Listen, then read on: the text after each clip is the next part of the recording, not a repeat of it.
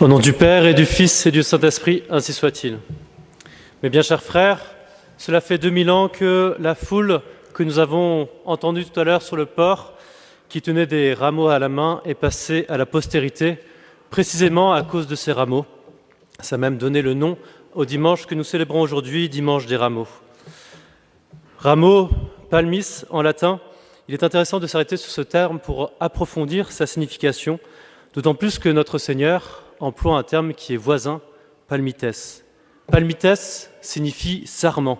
C'est la branche de vigne qui tend à être greffée.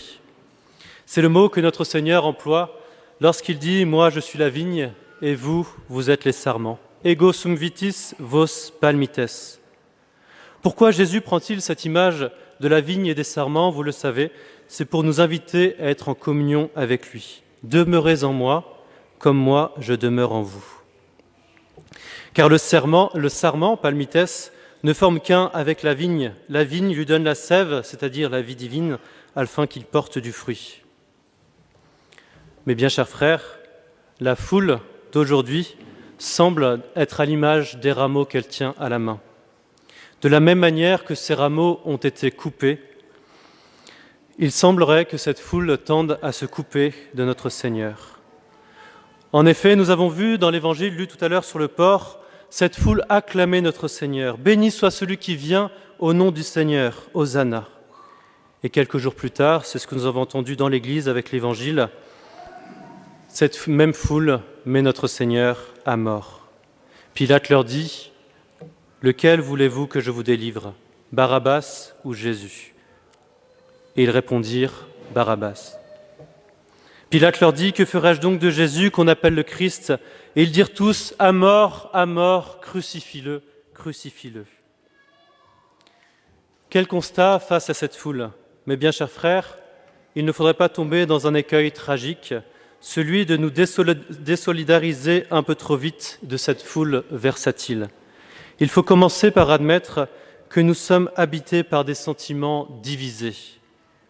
Il y a en nous une part qui acclame le Christ, Hosanna, béni soit celui qui vient au nom du Seigneur, et aussi une part qui le condamne, à mort, crucifie-le. Nous sommes tous responsables. Le Seigneur dira, Amen, je vous le dis, l'un de vous qui mange avec moi va me livrer. Et ils devinrent tous tristes, et l'un après l'autre, ils lui demandèrent, serait-ce moi, Seigneur ? Ceux qui sont responsables de la mort de notre Seigneur ne sont pas seulement les chefs des prêtres à cause de leur jalousie, ou la foule à cause de son inconstance, ou les soldats romains par leur cruauté. Nous sommes tous responsables. Il y a en chacun de nous une part de nous-mêmes qui rejette le Christ et le met à mort par acclamation populaire. Cela s'appelle le péché. Et comme dit saint Paul aux Romains, tous ont péché. Mais bien chers frères, nous en sommes aujourd'hui au même point que cette foule. Que venons-nous faire à l'Église, à l'entrée de Jérusalem? Que sommes-nous venus chercher? Venir chercher un buis béni et beau, le rapporter chez soi pour en orner les croix et les statues est une bonne chose. C'est un sacramental qu'il ne faut pas négliger. Mais le risque est grand d'en rester là.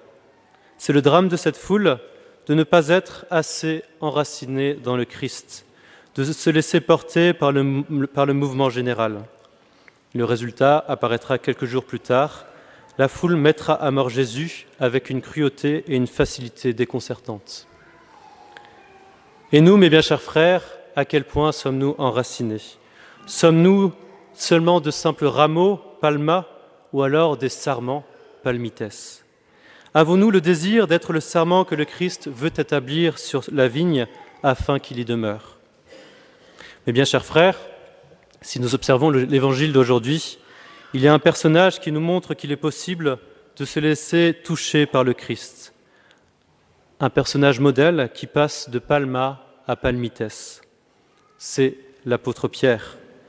Lui aussi apparaît comme divisé. Il déclare avec force et courage qu'il ne trahira pas le Christ, qu'il est prêt à aller avec lui jusqu'en prison ou même jusqu'à la mort. Ce à quoi Jésus répond « Avant que le coq n'ait chanté 2 fois, tu m'auras trahi 3 fois ». Et c'est exactement ce qu'il se passa. De la même manière que la foule, Pierre déclare s'attacher à Jésus et le trahit peu de temps après. La différence, mes bien chers frères, c'est que Pierre ne va pas s'arrêter là. L'Évangile nous dit que juste après le chant du coq, le regard de Pierre croise celui de notre Seigneur. Sans doute un regard rempli de tristesse, mais surtout rempli de miséricorde. Le résultat est bien là. Pierre prend conscience de son reniement et le pleure amèrement. Comme il est important de nous laisser atteindre, nous aussi, par ce regard de Jésus. Au-delà de Pierre, Jésus vient poser ce regard sur chacun de nous. Oui, tu as été infidèle. Oui, tu as une tendance à l'inconstance, à la faiblesse, voire à la trahison et au reniement, mais laisse-toi toucher par ma miséricorde. Ne regarde pas seulement les ténèbres de ta vie, mais vois surtout ma lumière qui vient les dissiper. Ne regarde pas seulement ta faiblesse, vois surtout ma miséricorde qui vient te relever. Tu es le sarment, je suis la vraie vigne. Viens, demeure en moi, afin que moi aussi je demeure en toi. Et c'est ainsi que Pierre reprendra la suite de Jésus et deviendra le grand apôtre que nous connaissons. Il finira par mener à bien la mission que notre Seigneur lui a confiée. Mes bien chers frères, en ce dimanche, prendre la suite du Christ n'est pas réservé qu'à Pierre. Ce n'est pas réservé qu'à quelques-uns, à un petit peuple élu.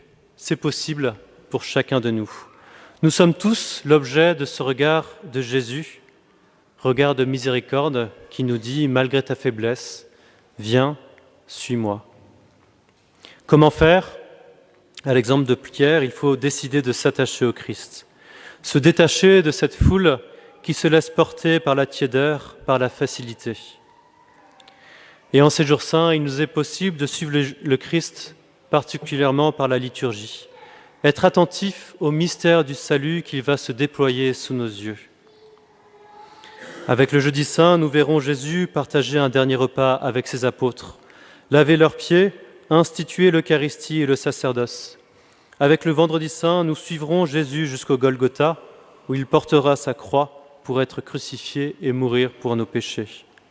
Enfin, le Samedi Saint, où nous fêterons la victoire définitive de Jésus sur la mort.